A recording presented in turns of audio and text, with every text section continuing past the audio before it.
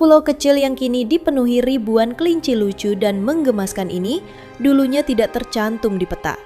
Bukan karena belum ditemukan, tapi karena sengaja dihapus dan disembunyikan dari dunia. Seolah-olah pulau ini tidak pernah ada. Namanya Okunoshima. Terletak di prefektur Hiroshima, Jepang. Luasnya hanya sekitar 2,5 kilometer. Tapi di balik ukurannya yang mungil, pulau ini menyimpan rahasia besar dan kelam. Hari ini kita mengenalnya sebagai Pulau Kelinci, tempat di mana kelinci-kelinci jinak berkeliaran bebas, tak takut manusia. Tapi, sejarah pulau ini jauh dari lucu, bahkan bisa dibilang menyeramkan. Dalam video kali ini kita akan mengungkap kisah luar biasa dari Okunoshima, bagaimana 8 ekor kelinci laboratorium yang dilepaskan di sini 40 tahun kemudian secara tak terduga mengubah masa depan pulau ini. Dari pulau senjata kimia menjadi destinasi wisata yang disukai seluruh dunia. Dan tunggu dulu, di pertengahan video nanti ada sebuah temuan mengejutkan yang berhasil membuat para ilmuwan tercengang. Jadi pastikan kalian simak sampai akhir. Karena kisah ini bukan sekadar tentang kelinci. Ini adalah kisah tentang bagaimana kehidupan bisa tumbuh, bahkan di tempat kelam sekalipun. Selamat menyaksikan.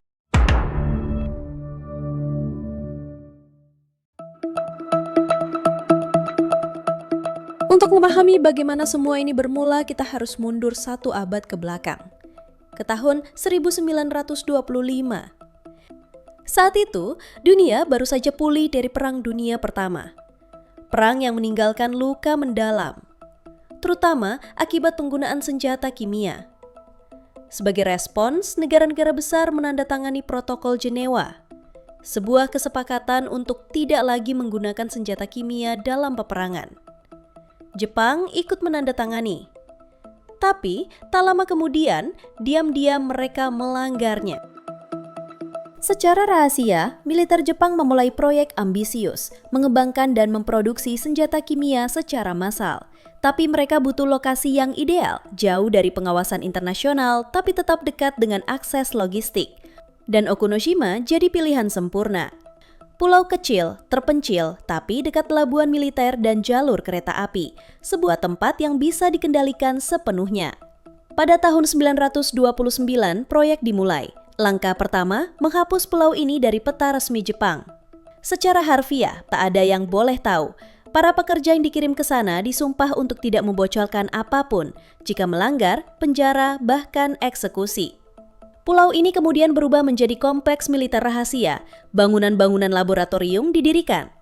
Tangki penyimpanan, jalur distribusi, hingga ruang eksperimen dibangun dengan kecepatan tinggi.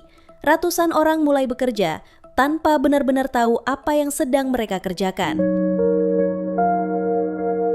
Banyak dari mereka mulai jatuh sakit, kulit melepuh, napas sesak, penglihatan kabur, tapi mereka tidak diizinkan bertanya. Mereka tak tahu bahwa mereka sedang bersentuhan langsung dengan gas master dan senyawa beracun lainnya. Antara tahun 1929 hingga 1945, selama 16 tahun, fasilitas ini memproduksi lebih dari 6.000 ton senjata kimia, termasuk gas air mata, fosgen, dan gas mustard. Zat yang pernah menewaskan ribuan orang dalam Perang Dunia I. Lalu, perang berakhir. Jepang menyerah, pasukan Amerika datang ke Okunoshima dan terkejut dengan apa yang mereka temukan.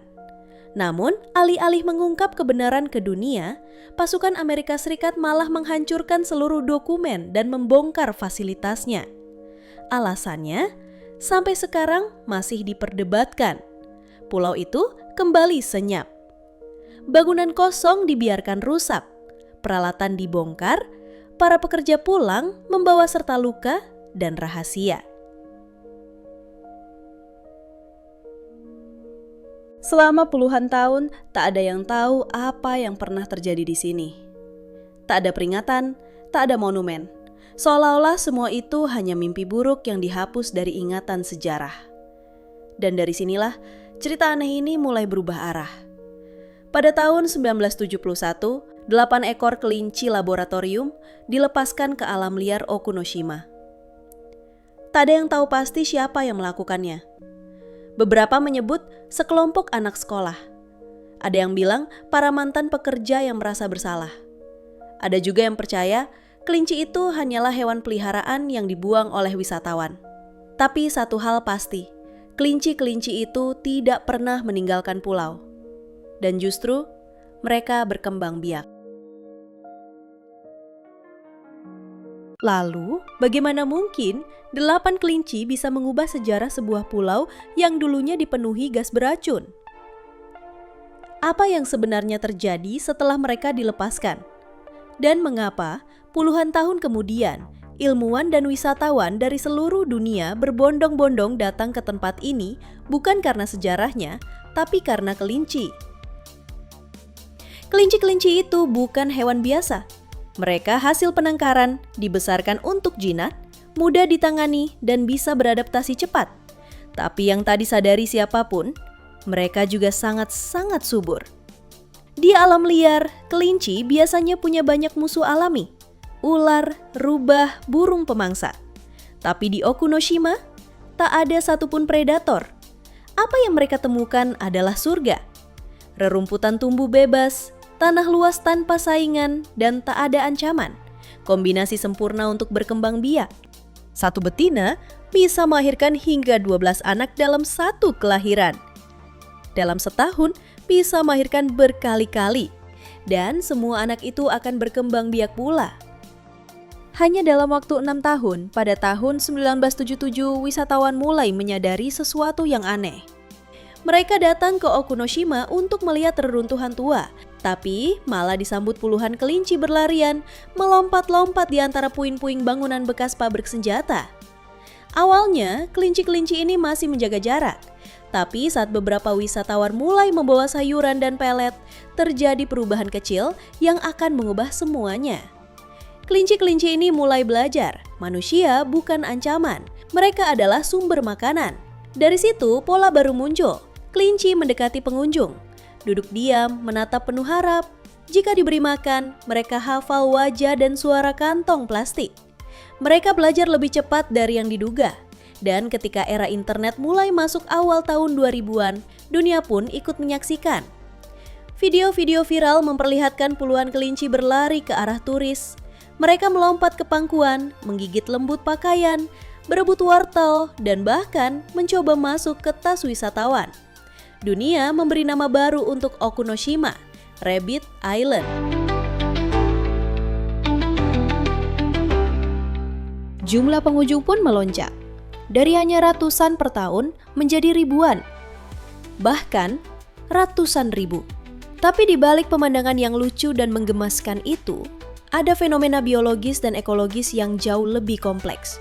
Para ilmuwan mulai tertarik. Mereka datang bukan hanya untuk mengamati kelinci, tapi untuk memahami bagaimana sebuah spesies domestik bisa membentuk masyarakat liar dan bahkan sistem sosial sendiri. This is an island in Japan to which 5 individual bunnies were introduced back in the 60s. Tahun 2010-an, studi intensif dimulai dan hasilnya mengejutkan. Kelinci-kelinci ini ternyata tidak hidup secara acak.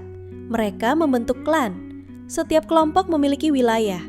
Mereka menetap, bukan nomaden, seperti kelinci liar pada umumnya. Yang lebih mengejutkan, struktur sosial mereka berkembang. Bangunan-bangunan tua bekas penyimpanan gas yang dulu menjadi simbol kehancuran, kini menjadi tempat tinggal bagi komunitas kelinci yang terorganisasi.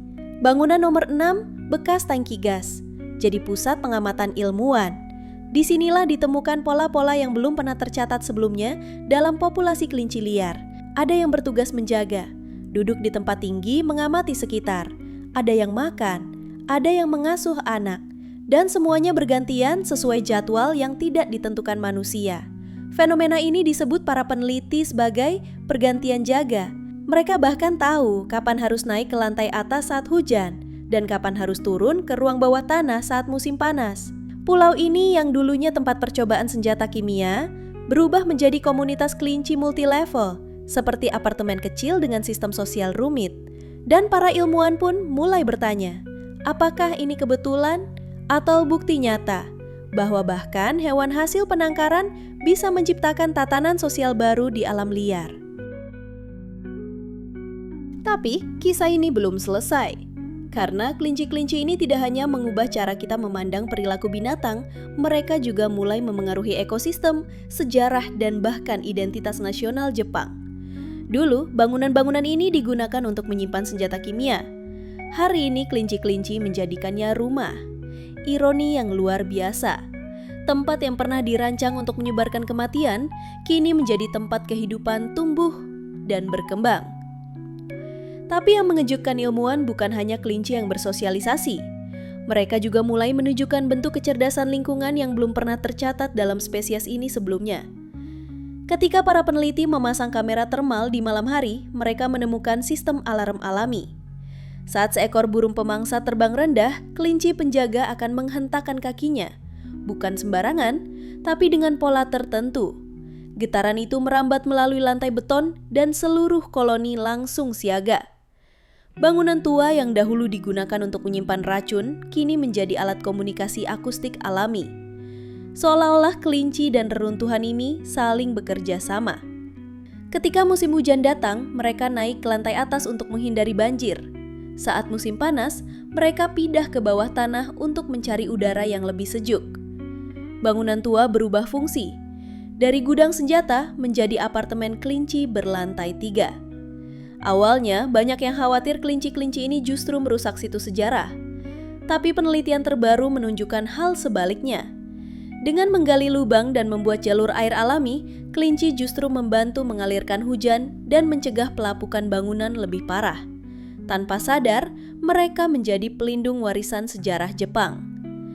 Dan semakin dalam para peneliti menggali data, semakin mereka takjub. Bagaimana bisa hewan peliharaan laboratorium berkembang menjadi masyarakat semi-liar yang bukan hanya mandiri, tapi juga berperan aktif dalam menjaga lingkungannya? Namun, tak semua efeknya positif. Tahun 2014, gelombang panas ekstrim melanda Jepang.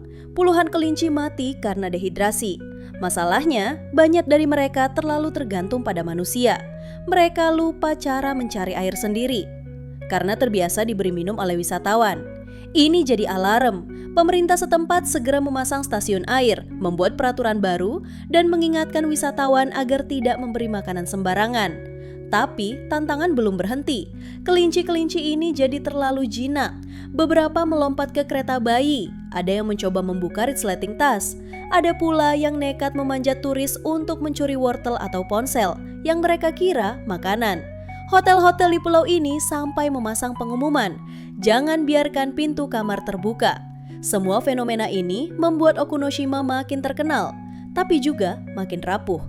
Wisatawan datang dalam jumlah besar.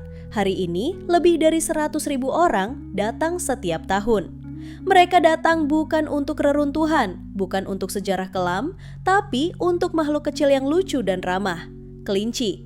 Mereka datang membawa kamera, wortel, makanan pelet, dan ekspektasi akan disambut lompatan-lompatan menggemaskan. Viralitas telah mengubah Okunoshima dari pulau terpencil menjadi objek wisata dunia. Namun, ketika popularitas tumbuh, muncul pertanyaan besar. Seberapa jauh manusia boleh ikut campur? Jumlah wisatawan yang terus meningkat menimbulkan efek domino. Kelinci-kelinci semakin tergantung pada pemberian manusia. Mereka berkumpul di area pelabuhan dan jalan utama menunggu makanan datang. Sementara itu, bagian-bagian pulau yang dulunya menjadi habitat alami mulai kosong. Bahkan muncul kelompok elit kelinci hotel yang hidup manja karena selalu dikelilingi turis dan makanan enak. Berbeda dari kelinci pinggiran yang hidup di reruntuhan dan lebih mandiri. Ada juga dampak ekologis. Tanaman asli mulai berkurang karena overgrazing. Akar-akar tanaman tercabut, tanah terkikis, dan jalur pejalan kaki mulai rusak akibat terlalu banyak lubang dari aktivitas menggali. Ironisnya, kelinci yang dulunya membantu melestarikan bangunan, kini mulai membahayakan fondasi bangunan bersejarah karena lubang-lubang yang tak terkendali. Pemerintah lokal pun mulai mengambil tindakan. Tahun 2022, pemerintah membuat eksperimen sosial. Mereka mengatur wisatawan untuk memberi makan kelinci di zona yang berbeda-beda setiap hari. Hasilnya mengejutkan. Kelompok kelinci mulai berpindah, menyebar lebih merata. Overcrowding berkurang, dan tanaman liar punya waktu untuk pulih. Kebijakan ini dianggap sebagai salah satu contoh awal dari ekoturism berbasis perilaku hewan. Okunoshima pun mulai dilihat sebagai pelopor dalam wisata etis, sebuah pendekatan baru yang menyeimbangkan interaksi manusia dengan alam tanpa mengeksploitasi satwa liar. Berbagai negara mengirim delegasi, ilmuwan, konservasionis, bahkan pengelola taman nasional dari Eropa dan Asia Tenggara datang belajar dari pulau ini. Bahkan pemerintah Jepang yang dulu menutup-nutupi sejarah pulau ini mulai mengubah sikap. Tahun 2023 diskusi resmi dimulai untuk memberi status perlindungan nasional bagi kelinci-kelinci Okunoshima, yang jika disahkan akan menjadi kasus pertama populasi kelinci liar diberi status khusus oleh negara. Di mata banyak orang, langkah ini bukan sekadar soal satwa liar. Ini adalah simbol bahwa bahkan makhluk yang pernah dijadikan alat eksperimen bisa menjadi bagian dari pemulihan sejarah dan alam. Kelinci-kelinci ini tidak tahu bahwa mereka tinggal di bekas pulau senjata kimia. Mereka tidak tahu bahwa tanah yang mereka gali pernah menyimpan racun mematikan. Tapi mereka hidup, mereka berkembang, dan mereka membawa orang-orang datang tidak untuk perang, tapi untuk damai. Apa yang mereka lakukan tanpa sadar adalah menyembuhkan. Mereka menyembuhkan tanah, mereka menyembuhkan memori, mereka menyembuhkan luka sejarah bukan dengan kata-kata atau peringatan keras, tapi dengan kehadiran yang penuh kehidupan. Begitulah kisah 8 kelinci yang dilepaskan di Jepang yang mengejutkan dunia. Semoga cerita ini menambah wawasan kita semua. Terima kasih telah menonton, sampai jumpa di video selanjutnya.